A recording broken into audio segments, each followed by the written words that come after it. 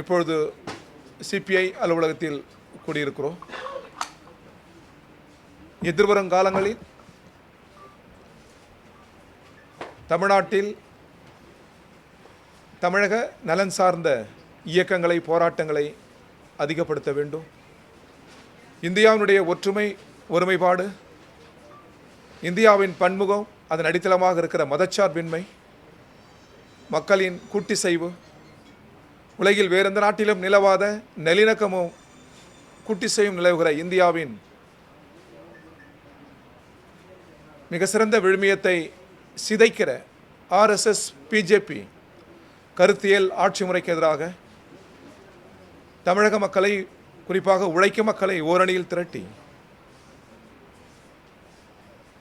நாட்டின் நலனுக்காக போராடுவது, முன்னிலும் அதிகமாக போராடுவது என்கிற வகையில் இன்றைக்கு நாங்கள் கூடினோம்.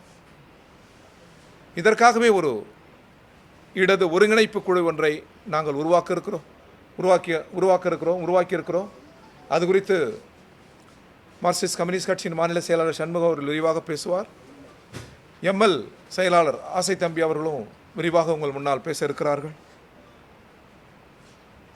இடதுசாரிகள் குழு மட்டுமல்ல, இடதுசாரிகள் கட்சி மட்டுமல்ல, ஜனநாயக சக்திகளையும் நாங்கள் அணி திரட்ட இருக்கிறோம். எதிர்வரும் காலங்களில் அரசியல் கட்சி என்கிற முறையில் இடதுசாரி கட்சிகள், இன்னும் இடது குழுக்கள் பல இருக்கிறது, ஜனநாயக சக்திகள் இருக்கிறது.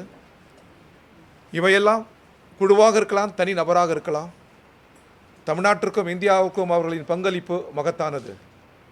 எனவே அத்தகைய குழுக்களையும், இடது குழுக்களையும், இடது சிந்தனையாளர்களையும், பெரிதோ சிறிதோ ஜனநாயக சக்திகளையும் ஒன்றிணைத்து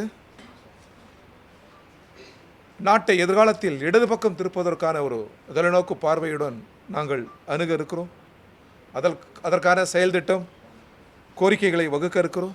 அதற்கு முன்னதாக வர்க்க வெகுஜன அமைப்புகளின் மேடையை ஒன்றை, விரிவடைந்த மேடை, தமிழ்நாட்டின் நலன், இந்திய நாட்டின் நலன் என்கிற வகையில் ஒரு விரிவடைந்த மேடையை நாங்கள் உருவாக்குகிறோம். இந்த முயற்சிகளை வருகிற இடைத்தேர்தல் அல்லது உள்ளாட்சி தேர்தலோடு இணைத்து பார்க்க வேண்டாம் என்று நாங்கள் கேட்டுக்கொள்கிறோம். அது தேர்தல் வருகிற போது அது குறித்து நாங்கள் சிந்திப்போம். இப்பொழுது தேவை, நிலவுகிற இந்த முதலாளித்துவ சமூக அமைப்பிலிருந்து நாட்டை ஒரு இடது பக்கம் மாற்ற வேண்டும். அதுதான் விடுதலை போர்க்காலத்தின் நமது முன்னோர்களின் கனவு. அரசியல் சாஸ்திரத்தின் முகப்பே அதை தான் சொல்லுகிறது, சோசியலிசம். எனவே இந்த மகத்தான பயணத்தின் தமிழ் மண்ணின் ஒரு மிக சிறந்த துவக்கமாக தான் இன்றைக்கு நாங்கள் கூடி வாய்த்திருக்கிறோம்.